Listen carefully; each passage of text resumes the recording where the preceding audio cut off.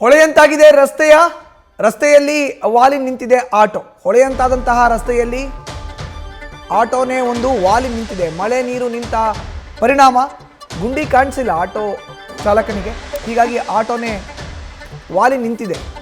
ಆಟೋದ ಬಲಬದಿಯ ಚಕ್ರ ಗುಂಡಿಯಲ್ಲಿ ಲಾಕ್ ಆಗಿದೆ. ಬೆಂಗಳೂರಿನ ಸಾಯಿ ಶ್ರೀ ಲೇಔಟ್ನಲ್ಲಿ ನಡೆದಿರುವಂಥ ಘಟನೆ ಇದು. ಜಲಾವೃತ ಗುಂಡಿಮಯ ರಸ್ತೆಯಲ್ಲಿ ಸವಾರರು ಪರದಾಟವನ್ನು ನಡೆಸ್ತಾ ಇದ್ದಾರೆ.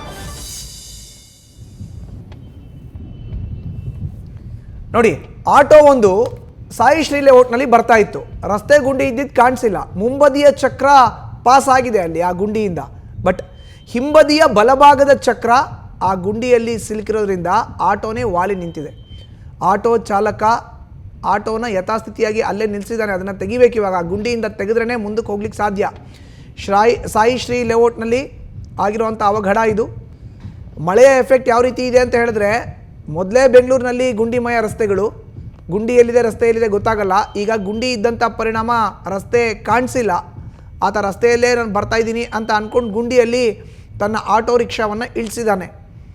ಆಟೋದ ಮುಂಭಾಗದ ಚಕ್ರ ಪಾಸ್ ಆಗಿದೆ, ಬಟ್ ಹಿಂಬದಿಯ ಬಲಭಾಗದ ಚಕ್ರ ಸಿಲುಕಿದೆ. ಈ ನಿಟ್ಟಿನಲ್ಲಿ ಆ ಹಳ್ಳದಿಂದ ಆಟೋ ಮೇಲೇಳಕ್ಕಾಗದೆ ಅಲ್ಲೇ ವಾಲಿ ನಿಂತಿರುವಂಥ ದೃಶ್ಯ ಕಂಡು ಬರ್ತಾ ಇದೆ. ಆಟೋದ ಹಿಂಬದಿಯ ಬಲಭಾಗದ ಚಕ್ರ ಆ ಒಂದು ಗುಂಡಿಯಲ್ಲಿ ಲಾಕ್ ಆಗಿರುತ್ತೆ.